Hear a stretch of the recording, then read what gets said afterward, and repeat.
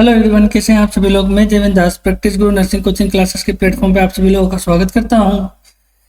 बेटा जैसे आप थंबनेल में देख पा रहे हो, हम एंडोक्राइन सिस्टम पढ़ रहे थे। एंडोक्राइन सिस्टम में हमने हार्मोन्स क्या होते हैं, ग्लैंड्स क्या होती है, ये सब पढ़ा हमने। फिर हम लोगों ने पिट्यूटरी ग्लैंड स्टार्ट कर दी थी। पिट्यूटरी ग्लैंड की एनाटॉमी फिजियोलॉजी हम लोगों ने डिटेल में पढ़ी।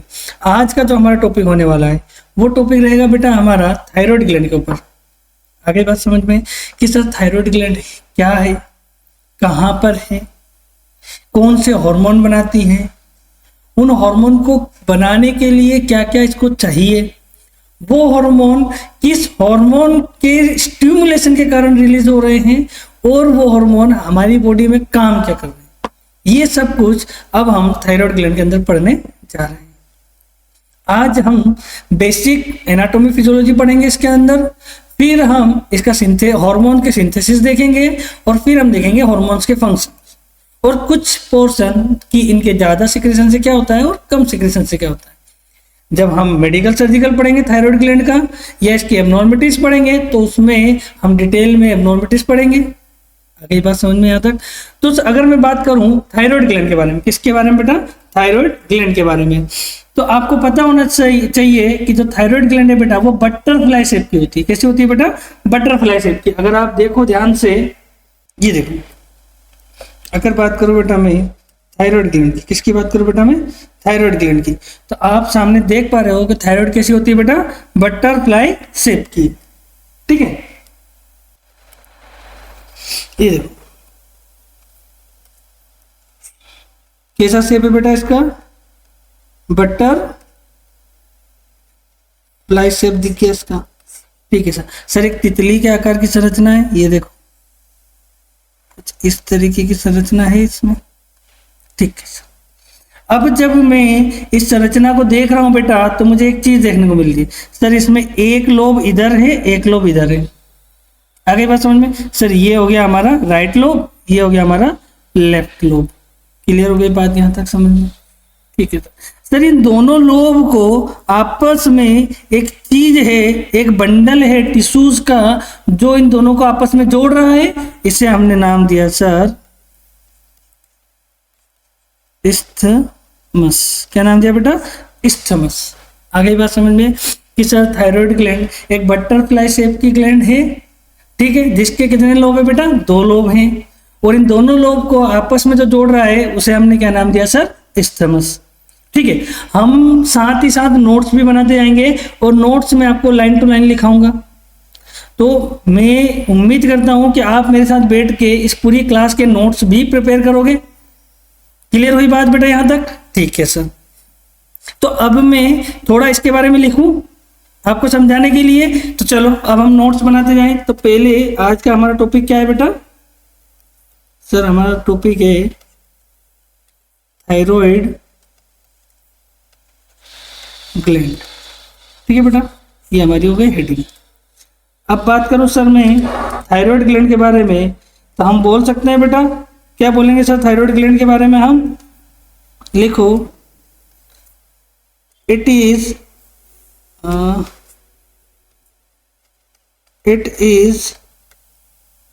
बटरफ्लाई शेप्ड एंडोक्राइन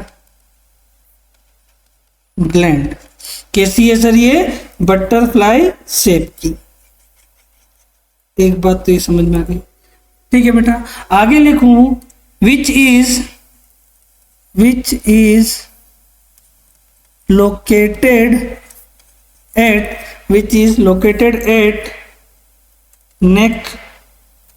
नेक रीजन में लोकेटेड है सर। नेक में कहा, तो हम बोल सकते हैं सर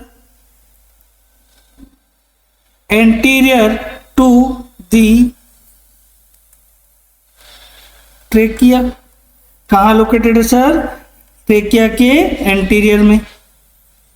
हमारे नेक रीजन में ट्रेकिया के आगे की ओर ये ग्लैंड लोकेटेड है। यहां तक बात समझ में आ गई, यहां तक किसी को कोई दिक्कत नहीं है सर, यहां तक समझने में कोई दिक्कत नहीं है। आगे बढ़ो बेटा, तो मैं एक लाइन और लिख देता हूं, लिखो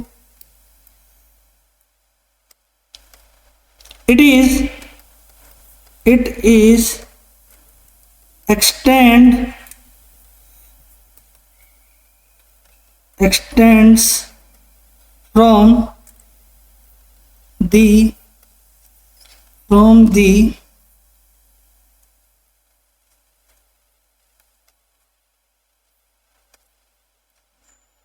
fifth cervical vertebra to the fifth cervical vertebra to the first thoracic vertebra। कि सर अगर मैं इसका लोकेशन बताना चाहूं तो मैं बोलूँ हाँ सर ये फिफ्थ थोरासिक वर्टिब्रा से शुरू होगी। कहां से शुरू होगी बेटा?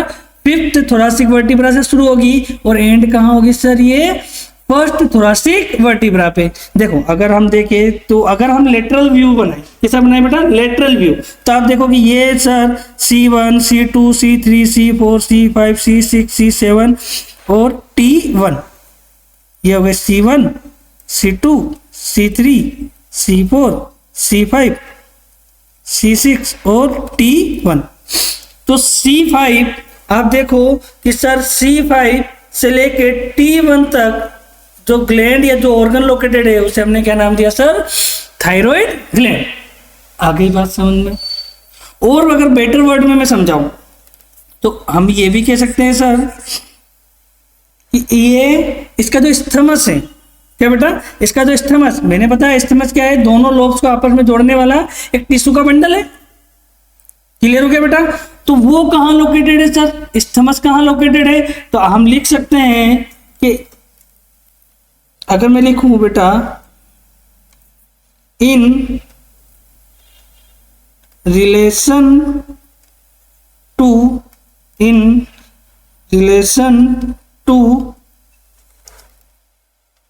Second third and fourth tracheal ring. कि सर आप अगर हम इमेज पे जाएं तो आप देखो कि इस ट्रेकिया के अंदर सर ये रिंग्स मौजूद है। इस ट्रेकिया के अंदर क्या मौजूद है सर? रिंग्स मौजूद है। आप देखो, ये देखो इस ट्रेकिया के अंदर रिंग्स मौजूद है बेटा, ये देखो। तो ये ट्रेकिया के अंदर बेटा 14 से लेकर 16 रिंग्स मौजूद होती है। सी शेप की कार्टिलेज की बनी रिंग्स आप रेस्पिरेटरी सिस्टम में पढ़े होंगे कि सर ट्रेकिया के आगे की ओर ऐसे सी शेप में कार्टिलेज की बनी रिंग होती है। और ये रिंग ट्रेकिया के अंदर मैं इसका नंबर काउंट करूं तो लगभग 14 से 16, किसी में 14 किसी में 16 किसी में 15 ऐसा एवरेज निकलेगा। तो फर्स्ट सेकेंड थर्ड, तो मतलब मैं बोलूं कि third tracheal ring, second tracheal ring और फोर्थ ट्रेकियल रिंग के अराउंड ये रहती है। आ गई बात समझ में बेटा?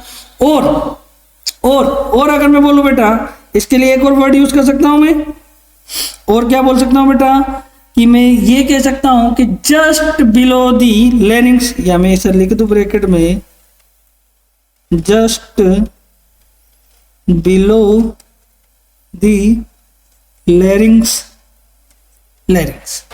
इसके नीचे बेटा जस्ट बिलो दी लैरिंग्स। आगे बात समझ में बेटा? यहां तक क्लियर है? लैरिंग्स का दूसरा नाम क्या है सर? Voice box. क्लियर हो गई बेटा बात समझ में? ठीक है, हमको डिटेल में पढ़ना है, आराम से पढ़ना है और समझते हुए पढ़ना है। जब हम धीरे धीरे हम एनाटॉमी फिजियोलॉजी कंप्लीट कर लेंगे, देन इसके क्वेश्चंस करेंगे और फिर हम मेडिकल सर्जिकल भी पढ़ेंगे, और मेडिकल सर्जिकल को भी आराम से पढ़ेंगे। टाइम लगेगा पर यकीन मानो जो पढ़ोगे उसको पूरा याद करना तुम्हारी जिम्मेदारी है, और एक बार याद कर लिया सिलेक्शन 100% है। आगे बात समझ में बेटा? ठीक है सर। अब बात आती है सर, अब अगर मैं इसके बारे में कुछ और लिखना चाहूं तो मैं लिख दूं बेटा कि सर ये बहुत सारी चीजों में इसके हार्मोन्स इंपॉर्टेंट रोल प्ले करते हैं। जैसे मैं बोलता हूं सर, लिखो it place a critical role in regulation of sir पहला है मेटाबॉलिज्म। पहला क्या हुआ सर? मेटाबॉलिज्म। दूसरा क्या है सर? ग्रोथ, और तीसरा क्या है सर, तीसरा क्या है सर, डेवलपमेंट।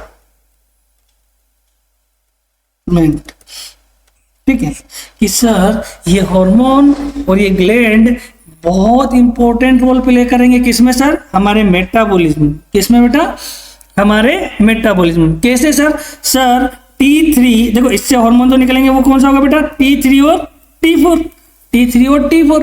बेटा ये T3 T4 हमारी BMR को मेंटेन करते हैं, बेसल मेटाबॉलिक रेट को मेंटेन करते हैं। अगर ज्यादा T3 T4 है तो BMR क्या हो जाएगी सर, इंक्रीज, और T3 T4 कम है तो BMR क्या हो जाएगी सर, डिक्रीज। और BMR को बढ़ाना और कम करना किसके हाथ में होता है बेटा, और T3 और T4 के हाथ में। और सर T3 और T4 को रेगुलेट करने के लिए कौन सी ग्लैंड है सर, तो वो है थायराइड ग्लैंड।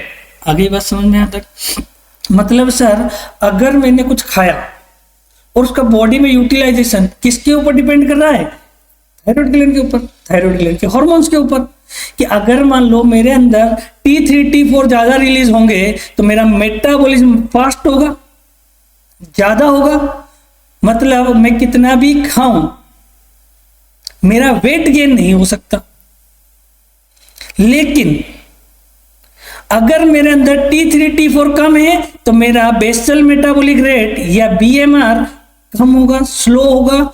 मतलब मेरे खाने से मेटाबॉलिज्म या मेरे खाने का मेटाबॉलिज्म या जो विटामिन मिनरल्स न्यूट्रिशन जो भी मेरी बॉडी में गया उसका मेटाबॉलिज्म स्लो होगा, मतलब मेरे अंदर एनर्जी भी कम बनेगी।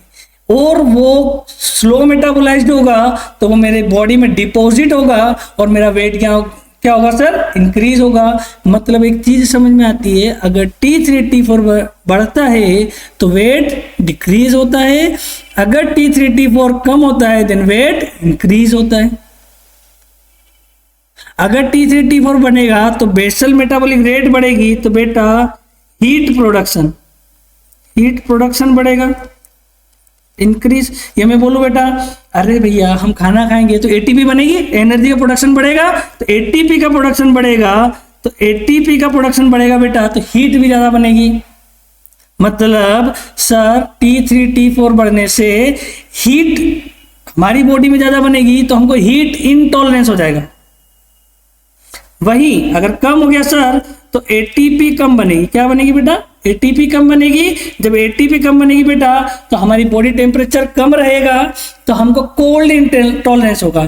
कि सर जब T3 T4 कम बनेगा, हमारी बॉडी में एटीपी नहीं बनेगी, एनर्जी नहीं बनेगी, तो हमको थकान तो फील होगी, साथ में हमको ठंड सहन नहीं कर पाएंगे। हम लोग क्या सहन नहीं कर पाएंगे बेटा, ठंड सहन नहीं कर पाएंगे। जबकि बढ़ेगा तो हमारे अंदर हीट ज्यादा बनेगी तो हम गर्मी सहन नहीं कर पाएंगे। तो हीट इंटॉलरेंस और कोल्ड इंटॉलरेंस ये हाइपो और हाइपरथायरॉयडिज्म के क्लासिकल साइन हो जाते हैं।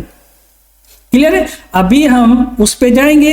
ये एक बेसिक चीज बताना चाह रहा था मैं कि सर जो थायराइड ग्लैंड है ये बहुत इंपॉर्टेंट रोल प्ले करेगा हमारे मेटाबॉलिज्म में, हमारी ग्रोथ में, हमारी बॉडी की ग्रोथ में भी कहीं ना कहीं कौन इंपॉर्टेंट रोल प्ले कर रहा है सर, थायराइड ग्लैंड। वही बात आ गई कि प्रोटीन का मेटाबॉलिज्म बढ़ेगा तभी तो हमारी बॉडी में क्या होगा, मसल्स बनेंगे, कार्बोहाइड्रेट ज्यादा जाएगा, एनर्जी बनेगी तो हमारी बॉडी की ग्रोथ होगी। सेम चीज हमारे डेवलपमेंट के लिए भी कौन इंपॉर्टेंट रोल प्ले करेगी सर, थायराइड ग्लैंड। एक बात ध्यान रखना बेटा, अगर कोई बच्चा है जिसका जन्म से T3 T4 कम रिलीज हो रहा है बेटा, वो मेंटल रिटार्डेड हो सकता है, MR हो सकता है। कैसा हो सकता है बेटा, वो MR, मेंटली रिटार्ड हो सकता है। क्यों सर, बेटा ये T3 T4 हमारे अंदर माइलिनेशन कराते हैं। क्या कराते हैं बेटा, माइलिनेशन। क्या माइलिनेशन होता है, तो अगर आपने नर्वस सिस्टम पढ़ा बेटा, क्या पढ़ा बेटा आपने, नर्वस सिस्टम, तो आपने न्यूरॉन पढ़ा होगा बेटा, ये होता है न्यूरॉन। ठीक है बेटा, इस न्यूरॉन के ऊपर बेटा माइलिन शीथ होती है। क्या होती है बेटा, माइलिन शीथ होती है। आप लोगों ने पढ़ी होगी बेटा कि न्यूरॉन के ऊपर माइलिन शीथ होती है। ठीक है,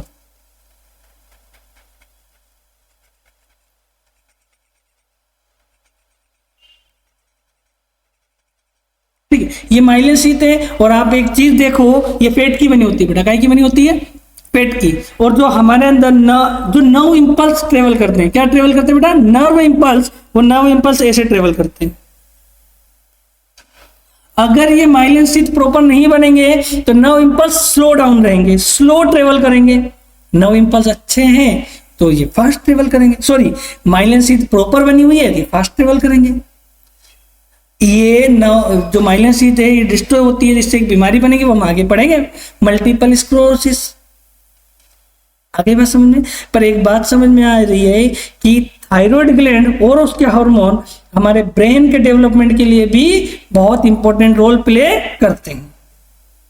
तो अभी तक हमने क्या क्या लाइन पढ़ी बेटा, अगर हम पीछे जाएं तो हमने एक चीज देखी सर, ये बटरफ्लाई शेप का ऑर्गन है, ठीक है, कहाँ लोकेटेड है सर ये, तो नेक रीजन में, ट्रेकिया के आगे की साइड। अगर इसकी एग्जैक्ट लोकेशन बोलूं तो सर 5th सर्वाइकल से शुरू होके फर्स्ट थोरासिक वर्टिब्रा पे ये खत्म हो जाएगा। ये चीज हमने पढ़ ली सर, क्लियर हो गया बेटा। तो एक क्वेश्चन इसकी लोकेशन से कभी बन जाए तो। फिर सर ये भी पूछा गया कि अगर एंटीरियर ट्रेकियल रिंग से मैं इसका रिलेशन देखूं तो कहां है सर, 2 3 4 ट्रेकियल रिंग के आसपास, क्लियर हो बेटा। फिर हम लोगों ने एक चीज ये भी पढ़ी थी बेटा कि सर इसमें बीच में जो एक ऑर्गन है जो इन दोनों को जोड़ रहा है उसे हम क्या कहेंगे सर, स्टमक। इसके 2 लोब होते हैं, राइट लोब और लेफ्ट लोब। क्लियर हो गई यहाँ तक बात, यहाँ तक किसी को कोई दिक्कत है नहीं है, ठीक है। अब अगर मैं बात करूं बेटा इसके बारे में कि इसका वेट कितना है, क्या बोलूं बेटा मैं, इसका वेट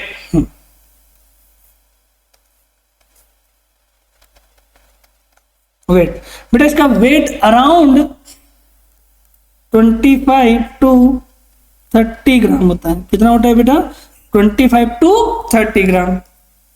एक चीज ये समझ में आ गया हमको, क्लियर है यहाँ तक बात। एक बात बेटा मैं स्टार लाइन बना के बताता हूं, आपने चीज पढ़ी थी स्मॉलेस्ट एंडोक्राइन ग्लैंड, क्या पढ़ा था बेटा तुमने, smallest endocrine gland.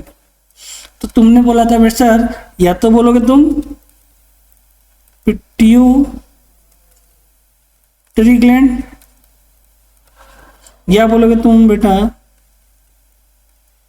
Pineal gland, ठीक है बेटा। क्वेश्चन आ जाए कि लार्जेस्ट एंडोक्राइन ग्लैंड, क्या क्वेश्चन आ जाए बेटा सर, क्वेश्चन आ जाए लार्जेस्ट एंडोक्राइन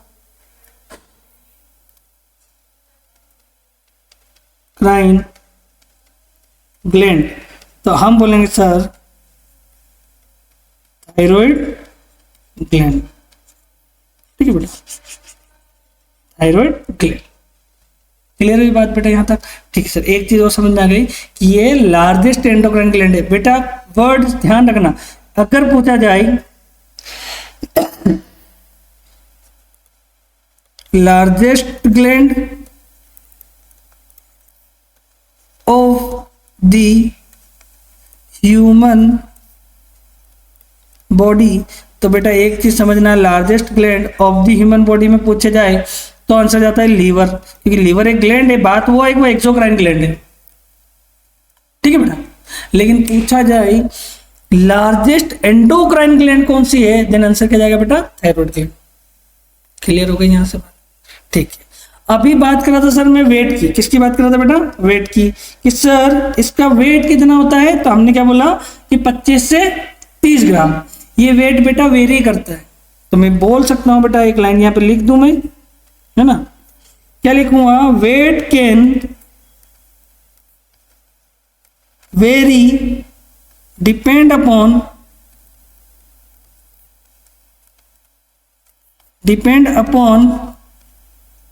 एज,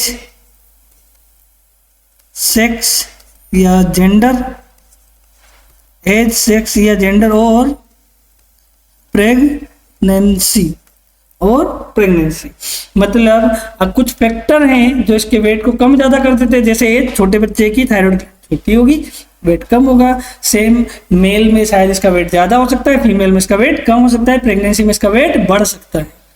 आगे बात समझ में, सर प्रेगनेंसी में इसका वेट क्यों बढ़ेगा बेटा, एक चीज रखना, अगर क्वेश्चन आए कि बच्चे के ग्रोथ एंड डेवलपमेंट में सबसे इंपॉर्टेंट रोल कौन सा हार्मोन प्ले करता है, तो आंसर बेटा क्या जाएगा पता है तुमको? सर आंसर जाएगा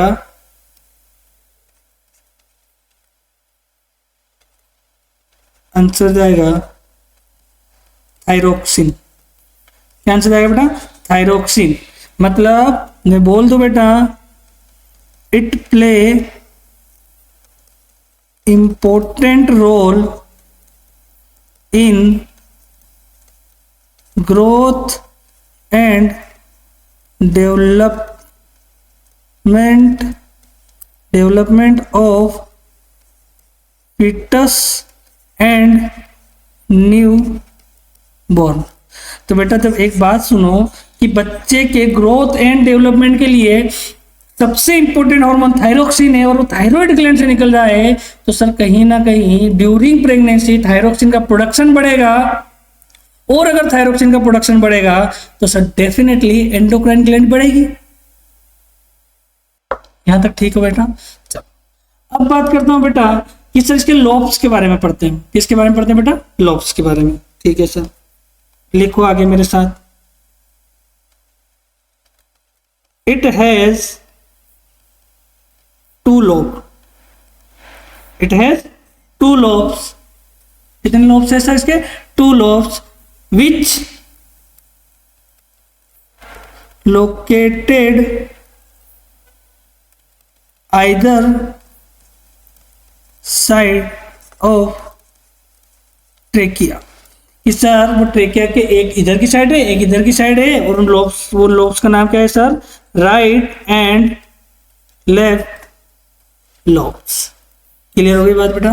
कि सर थायराइड ग्लैंड के कितने लोब है? दो लोब है, राइट एंड लेफ्ट, जो कि लोकेटेड है आइदर साइड, यानी एक इस साइड और एक साइड बगल में लोकेटेड हैं। किसके सर? ट्रेकिया के। लेवल में आपको बता चुका हूं, सर्वाइकल से भी और ट्रेकियल रिंग से भी। क्लियर हो गई बेटा बात? फिर मैंने इस्थमस के बारे में बताया था, तो मैं बोल सकता हूं बेटा इस्थमस के बारे में अगर एक लाइन लिखूं तो मैं लिखूंगा, लिखो ए thin band of thyroid gland, a thin band of thyroid gland tissue called isthmus। कि सर मैं ये कह रहा हूं कि ये जो एक थायराइड के टिश्यू का जो बंडल है, ये इसे हमने क्या नाम दिया सर? इस्थमस। क्या नाम दिया बेटा? इस्थमस। क्लियर बात? यहां तक? यहां तक किसी को कोई दिक्कत नहीं है सर। एक चीज बेटा यहां पर, एक रेमिनेंट, एक अवशेषी अंग या टिश्यू बचा हुआ है इस थायराइड ग्लैंड में, जो कुछ लोगों में होता है, कुछ लोगों में नहीं होता है। आप ध्यान से अगर देखो, मैं आपको यहाँ ड्रॉ करके दिखाता हूं, तो आप अगर बेटा ध्यान से देखो तो यहां पर एक देखो, एक स्ट्रक्चर बचा है, ये देखो,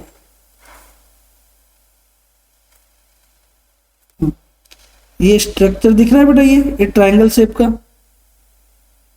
देखो मैं अभी इसको मिटा के दिखाऊं, पहले तो आपकी नजर यहाँ होनी चाहिए। ठीक है बेटा, यह एक ट्रायंगल शेप का स्ट्रक्चर बचा हुआ है, मैं मिटा देता हूं। अब आप ध्यान से देखो, ये देखो, ये स्थमस के साइड से एक ट्रायंगल शेप का एक रेमिनेंट बचा हुआ है, अवशेषी पार्ट बचा हुआ है थायराइड ग्लैंड का। ये कुछ लोगों में मौजूद होता है, कुछ लोगों में मौजूद नहीं है। जैसे आपको देखो हमारी कोकिक्स, अगर आपने वर्टिब्रल कॉलम पढ़ी है तो आपको पता है कि कोकिक्स जो हमारी पूंछ का एक अवशेषी अंग है। सेम अपेंडिक्स, अपेंडिक्स का अब हमारे शरीर में कोई काम नहीं है, ये अवशेषी अंग है, रेमिनेंट है। आगे बात समझ में बेटा? या और बेहतर बोलूं तो ये किसी जमाने में फंक्शनल था, अब ये फंक्शनल नहीं है। बात समझ में आ गई बेटा?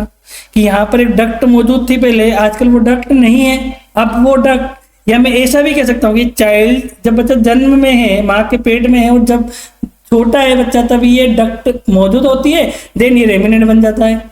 आगे बात समझ में?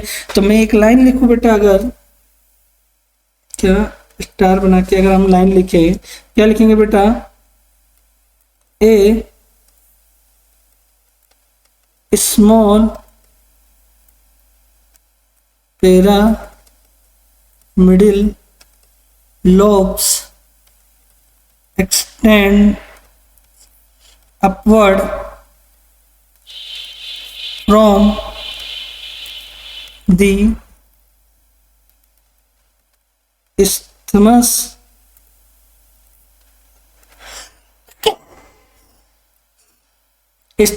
or one of the lobes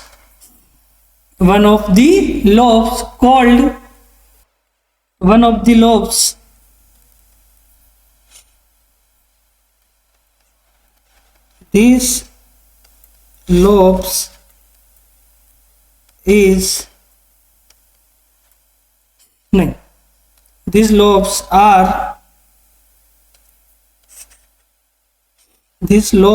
are represent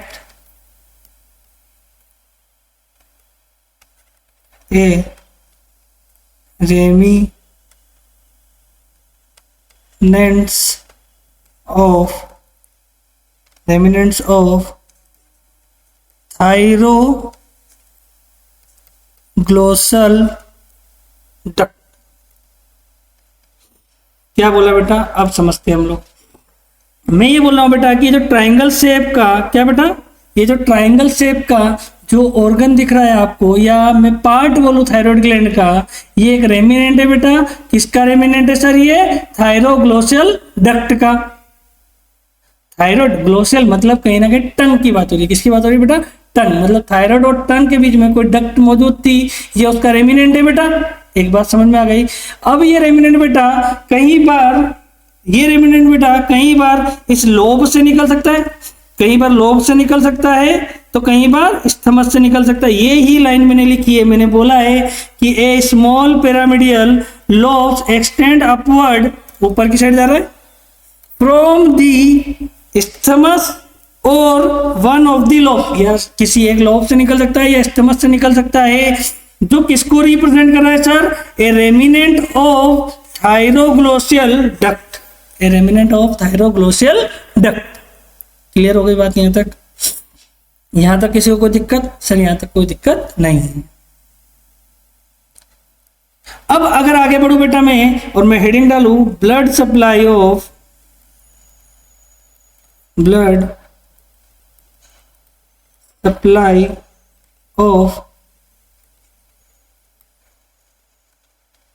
thyroid glands, कि सर थायराइड ग्लैंड की ब्लड सप्लाई क्या होती है। क्लियर हुई? यहां तक किसी को कोई दिक्कत नहीं? चलो अब बात आती है बेटा ब्लड सप्लाई की। चलो बेटा ब्लड सप्लाई समझाता हूं मैं आपको। कई बार ब्लड सप्लाई क्वेश्चन आता है, ठीक। तो आपने देखा होगा कि हार्ट के ऊपर एक आर्च होता है, जिसे हम बोलते हैं आर्च ऑफ आयोटा। क्या बोलते हैं बेटा? Arch of iota. ठीक है बेटा, ये हो गया हमारा आर्च ऑफ आयोटा।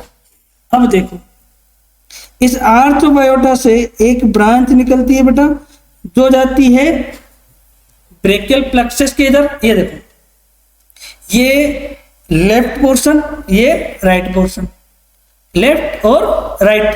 अब देखो कि यहां से एक ब्रांच निकलेगी और एक ब्रांच जाएगी हाथों की तरफ। इस ब्रांच में से एक ब्रांच निकलेगी हाथों की तरफ, और एक ब्रांच निकलेगी जो ब्रेन में सप्लाई करेगी। कहां सप्लाई करेगी बेटा? ब्रेन में। क्लियर बात? इसलिए इस ब्रांच का नाम हमने रखा है बेटा, देखो ब्रेन के लिए हम एक वर्ड यूज करते हैं सेफेलॉन। कौन सा वर्ड यूज करते हैं बेटा? सेफेलॉन। इधर हमारे मौजूद होते हैं सर ब्रेकियल प्लेक्सस। क्या मौजूद है सर? Brachial plexus. तो इस जो ये ब्रांच है, इसका नाम हमने क्या रखा सर?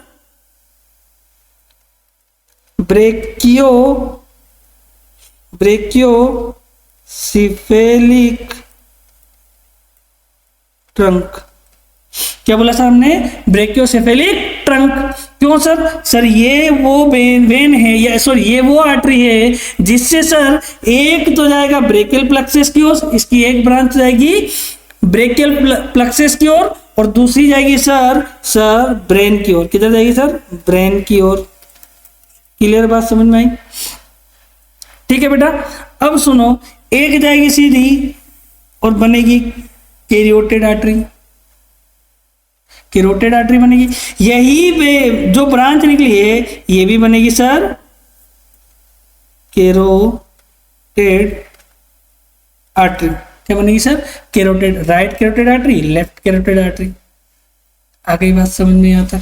नहीं, अभी हम समझते हैं इस डायग्राम में। देखो देखो बेटा, इस डायग्राम को अगर तुम ध्यान से देखो तो तुमको एक चीज देखने को मिल रही है। ये है आर्च ऑफ अयोटा। ये क्या है बेटा? Arch of aorta. इस आर्च ऑफ अयोटा से एक निकली ब्रांच और गई ब्रेकियल प्लेक्सस की ओर, और ऊपर गई है ये ब्रेन की ओर। ऊपर कहाँ गई बेटा? ब्रेन की ओर। ठीक है बेटा, जब ये ब्रेन की ओर जा रही तो ये काय में कन्वर्ट हो गई बेटा? कैरोटिड आर्टरी में। काय में कन्वर्ट हो गई बेटा? कैरोटिड आर्टरी में। अब मैं बोलूं तो मैं इसको बोल सकता हूं सर राइट कैरोटिड आर्टरी, इससे बोल दूं मैं सर लेफ्ट कैरोटिड आर्टरी।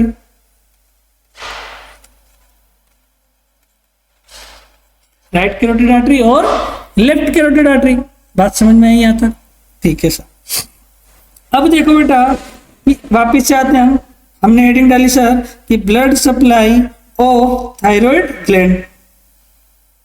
ठीक है, अब अगर मैं ब्लड सप्लाई की बात करूं बेटा तो इसमें दो मेन ब्लड सप्लाई होती है। कितनी मेन ब्लड सप्लाई होती है बेटा? दो। कौन कौन सी बेटा? तो आप ध्यान से देखो। पहली होगी बेटा सुपीरियर थायराइड आर्टरी। एक होगी बेटा inferior thyroid artery. Superior thyroid artery और एक होती है बेटा इंफीरियर थायराइड आर्टरी। ठीक है बेटा। सर ये कहाँ सप्लाई करेगी बेटा? देखो पहले तो बात होती है कि सर ये कहाँ से आई, तो मैं कह सकता हूं बेटा इट इज अ, लिख देता हूं बेटा मैं इसके बारे में,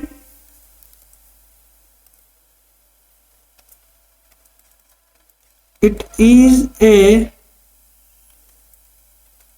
branch of the external carotid artery।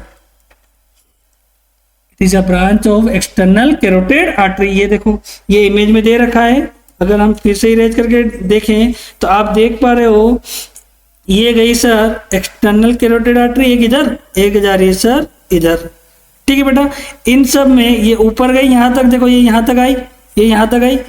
यहां से बेटा इस एक्सटर्नल कैरोटिड आर्टरी से एक ब्रांच निकल रही है। देखो ये ब्रांच निकली, इस इमेज को ध्यान से देखो। और सर ये ब्रांच जाके इस ऊपर वाले पोर्शन में ब्लड सप्लाई कर रही है। कहाँ सप्लाई कर रही है सर? ऊपर वाले पोर्शन में। मतलब सर सुपीरियर थायराइड आर्टरी किसको ब्लड सप्लाई करेगी सर? ऊपर वाले upper portion of thyroid gland. किसको sir? Upper portion of thyroid gland. मतलब ये लाइन में लिख दूं, मैं लिख देता हूं सर इट सप्लाई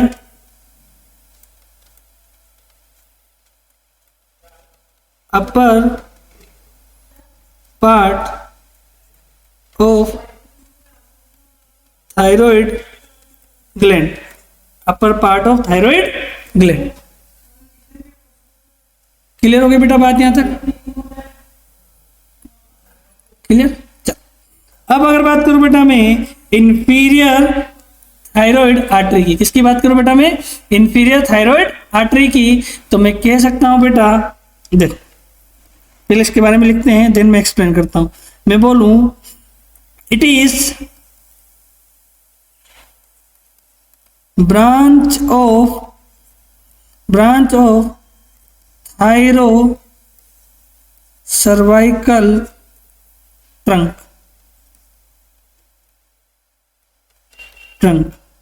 थायरोसर्वाइकल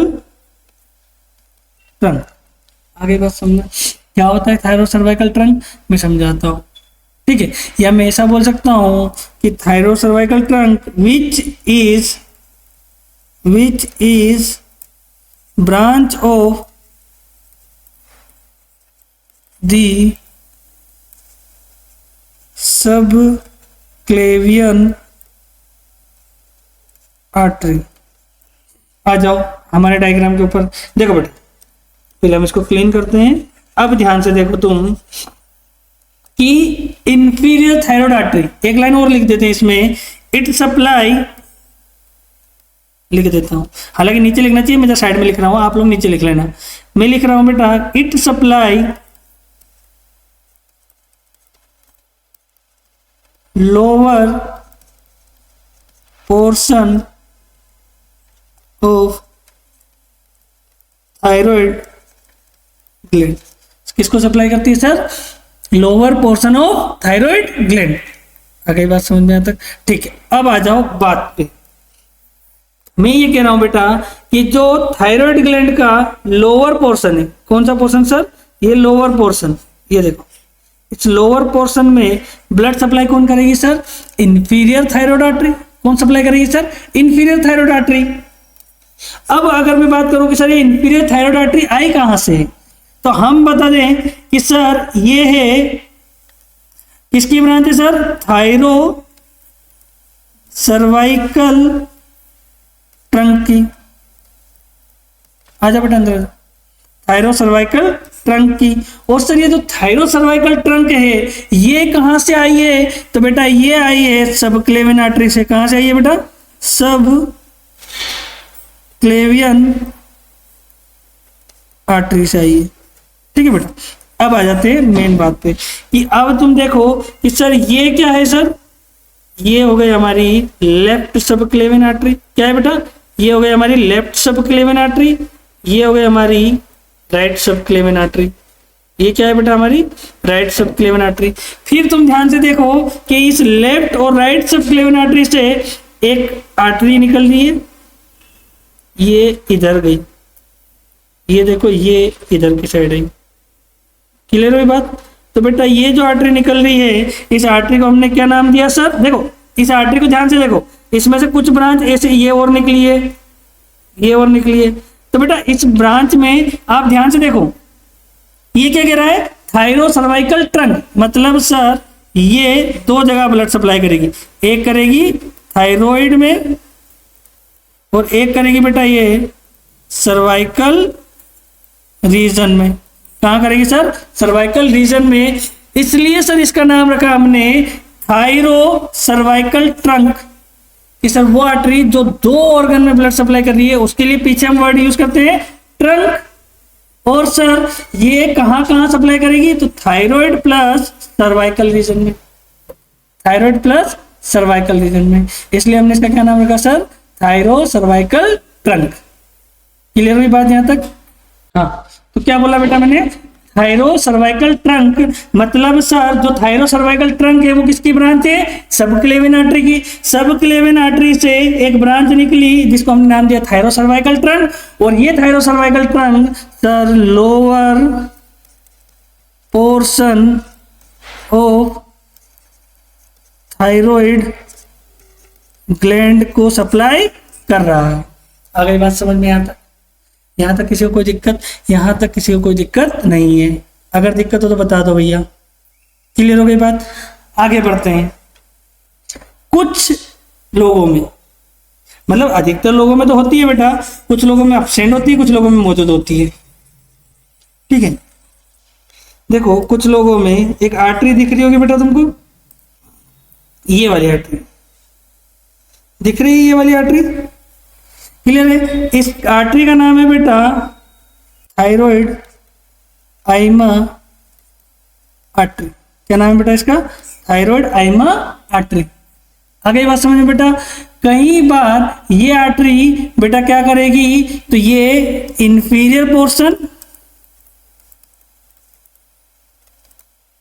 और मिडिल पोर्शन को सप्लाई करती है।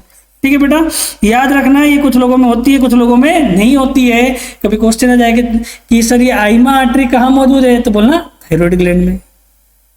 या और कहां से आई बेटा? ये ब्रांच है बेटा किसकी? ब्रेकियो सिफेलिक ट्रंक की, किसकी, ये देखो ना सर, ये ब्रेकियो सिफेलिक ट्रंक से एक ब्रांच निकली है, उसे नाम क्या दिया हमने सर, हमने नाम दिया थायराइड आइमा आर्टरी। वो कंफ्यूज करने के लिए डायरेक्ट आइमा आर्टरी लिख दे कि आइमा आर्टरी कहाँ मौजूद होती है, तो बोलना सर वो थायराइड ग्लैंड की सप्लाई करती है, कहाँ से निकलती है, तो ब्रेकियोसिफेलिक ट्रंक से। क्लियर हो गया यहाँ तक, मतलब सर ब्लड सप्लाई समझ में आ गई कि सर थायराइड ग्लैंड के दो पोर्शन में डिवाइड कर दिया हमने, सुपीरियर और इंफीरियर, मतलब एक आर्टरी का नाम दिया हमने सुपीरियर थायराइड आर्टरी, एक का नाम दिया इंफीरियर थायराइड आर्टरी। ये दोनों एक्सटर्नल के सुपीरियर वाले पोर्शन से दो आर्टरी की ब्रांच निकल रही है, उसका नाम दिया सर हमने एक्सटर्नल कैरोटिड आर्टरी से एक ब्रांच निकली जिसे हमने क्या नाम दिया सुपीरियर थायराइड आर्टरी, और सुपीरियर पोर्शन में सप्लाई कर रही है। Inferior thyroid artery inferior portion में सप्लाई कर रही है, कहाँ से निकल रही है सर, तो दोनों सबक्लेवियन आर्टरी से एक ब्रांच निकलेगी जिसे हमने नाम दिया सर थायरो सर्वाइकल ट्रंक। आगे बात समझ में, ये देखो ये इधर और ये इधर, क्लियर हो गई बात यहाँ तक। तो ब्लड सप्लाई आई थिंक तुमको बहुत अच्छे समझ में आई, थोड़ा कंफ्यूजन है, वीडियो को पीछे करो और फिर से देखो, क्लियर बात, ठीक। अब आ जाते हैं हम वीनस ड्रेनेज के ऊपर। किसके ऊपर बेटा, वीनस ड्रेनेज, कि सर ब्लड गया तो सही, रिटर्न कैसे आ रहा है, ब्लड में आर्टरी ब्लड सप्लाई करती है और वेन रिटर्न करती है। तो अब हमारा नेक्स्ट टॉपिक क्या हो रहा है, वीनस ड्रेनेज। चलो, Venus drainage of thyroid artery. ठीक है बेटा, देखो बेटा, वीनस ड्रेनेज के लिए 3 वेन होती है थायराइड ग्लैंड में। कितनी वेन होती है बेटा, 3 ग्लैंड। ठीक है, चलो पहली ग्लैंड का नाम सुनो, सॉरी पहली वेन का नाम सुनो, पहली वेन का नाम है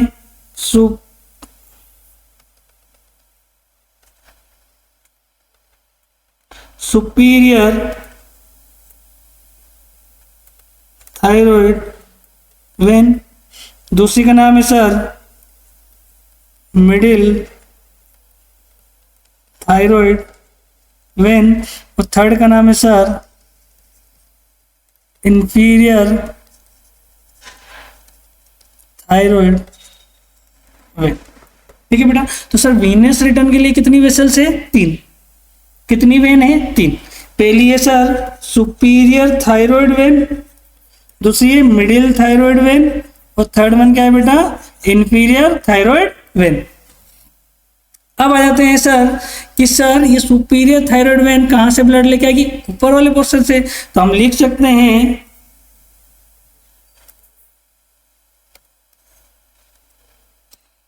it drain blood from the upper portion of thyroid gland. ठीक है बेटा, बात करो इसकी तो सर लिख सकते हैं it drain blood from the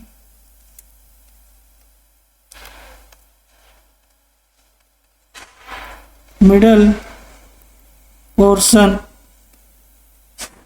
of thyroid gland. और ये कहां से सर, सर लोअर पोर्शन। ठीक है, पूरा लिखना है आपको, मैं शॉर्ट में लिख रहा हूं, आपको पूरा लिखना है कि सर ये कहां से ब्लड ले रही है, लोअर पोर्शन से, ये मिडिल पोर्शन से, और ये अपर पोर्शन से।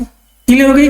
अब बात आती है सर कि जो अपर पोर्शन से ब्लड रिटर्न आ रहा है वो कहां खाली होगा, कहां खाली होगा।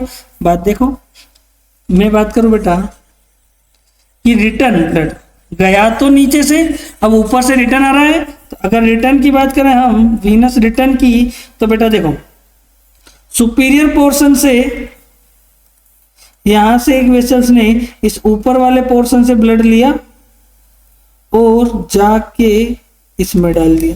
कहाँ डाल दिया सर, इसमें डाल दिया। ये देखो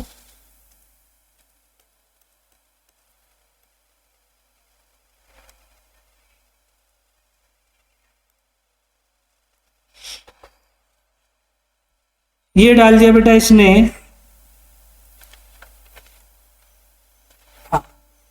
कहाँ डाला सर इसने ब्लड, तो इसने देखो मैं इसे लिखता हूं सुपीरियर थायराइड वेन, कहाँ ड्रेन करेगी sir, drain in right and left jugular vein, right and left jugular vein. ये देखो ये जो वेन दिख रही है इसका क्या नाम है सर, जुगुलर वेन। क्या नाम है, जुगुलर वेन। ये लिखा है right and left anterior jugular vein. आगे बात समझ में, तो सर इन दोनों वेन का नाम क्या है, जुगुलर वेन। अभी तुम कई सारी डिजीज में मेडिकल सर्जिकल में पढ़ोगे जुगुलर वेन डिस्टेंशन, क्या पढ़ोगे, जुगुलर वेन डिस्टेंशन। जब सर राइट हार्ट फेल हो जाए या बहुत सारी कंडीशन है जिसमें वीनस रिटर्न इफेक्ट क्या हो जाए, अफेक्ट हो जाए कि रिटर्न नहीं आ रहा है, तो ये जुगुलर वेन ना डिस्टेंडेड हो जाएगी, क्या हो जाएगी, बड़ी मोटी हो जाएगी, दिखने लगेगी। तो ये जो जुगुलर वेन है ना बेटा, तो सर थायराइड ग्लैंड के ऊपर वाले पोर्शन से जो सुपीरियर थायराइड वेन है वो ब्लड ले जाके कहाँ डाल देती है, right and left jugular vein के अंदर। क्लियर बात समझ में आ गई यहाँ तक, ठीक है सर। अगर बात करूं सर मिडिल की, किसकी बेटा, मिडिल की, तो सर ये रही मिडल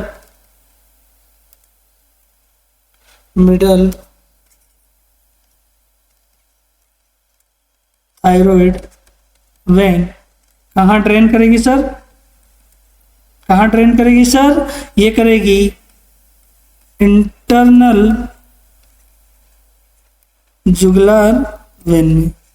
कहाँ ड्रेन करेगी सर, इंटरनल जुगुलर वेन में। ये आ गई बात यही, ये देखो ये आ गई जुगुलर वेन में। क्लियर हो गई बात बेटा। सेम चीज कि इंफीरियर की बात करूं, किसकी बेटा, ये रही हमारी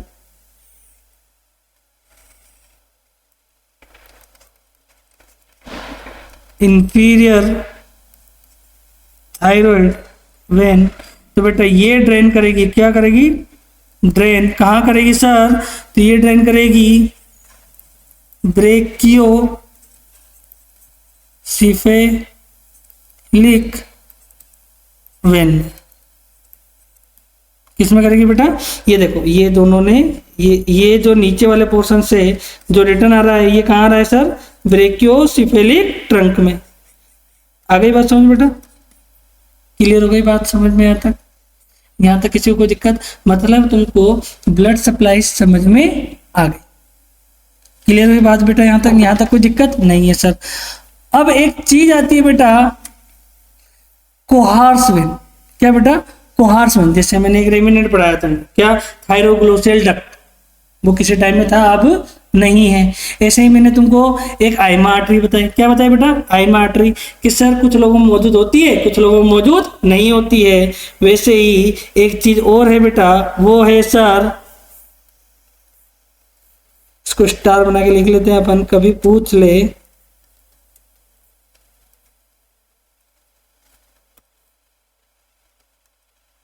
कोहार्स वेन। क्या पूछ ले, कोहार्स वेन। तो बेटा कोहार्स वेन के बारे में लिख देना, may be present in, may be present, ये कुछ लोगों में होती है कुछ लोगों में नहीं होती है, which is drain blood into drain blood from, which is drain blood from middle and lower portion of thyroid gland। कि सर ये कोहार्स वेन अगर किसी में मौजूद है तो कुछ ब्लड तो मिडिल पोर्शन से लेगी, कुछ ब्लड लोअर पोर्शन से लेके थायरोसिफिलिक ट्रंक में, सॉरी, ब्रेकियोसिफिलिक ट्रंक में ड्रेन कर देगा। आगे बात समझ में क्लियर है यहाँ तक? ठीक है। अब आ जाता है बेटा लिम्फेटिक ड्रेनेज। तुमने लिम्फेटिक सिस्टम भी पढ़ा होगा, तो लास्ट एक और चीज पढ़ा लेते हैं हम, लिम्फेटिक ड्रेनेज, फिर अगली वीडियो में आगे का कंटिन्यू करेंगे। ठीक है बेटा, तो लास्ट को हमारा हो जाता है सर लिम्फेटिक ड्रेनेज। इसमें कुछ ज्यादा करेंगे नहीं, इसमें से रेयर क्वेश्चन आते हैं, मैं इसका थोड़ा सा सुपरफिशियल नॉलेज में आपको दे देता हूं। क्या है लिम्फेटिक ड्रेनेज? ठीक है बेटा, लिम्फेटिक ड्रेनेज में लिख सकते हो आप, लिखो दी lymph from the thyroid gland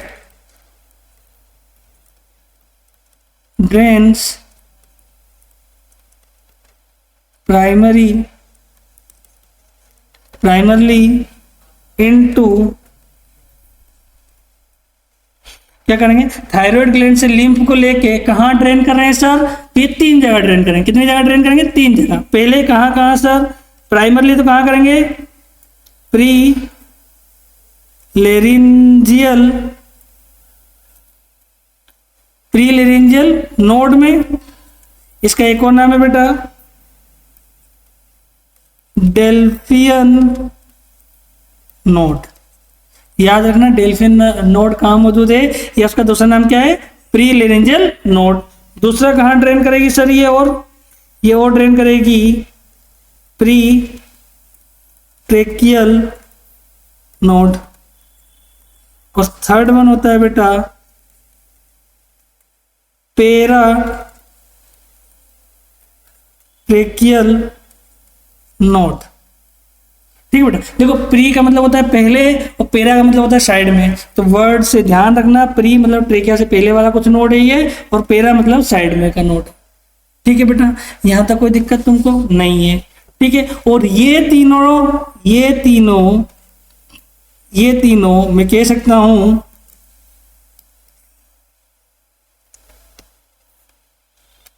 this node drain lymph into superior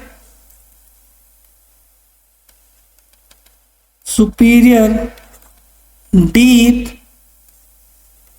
cervical node or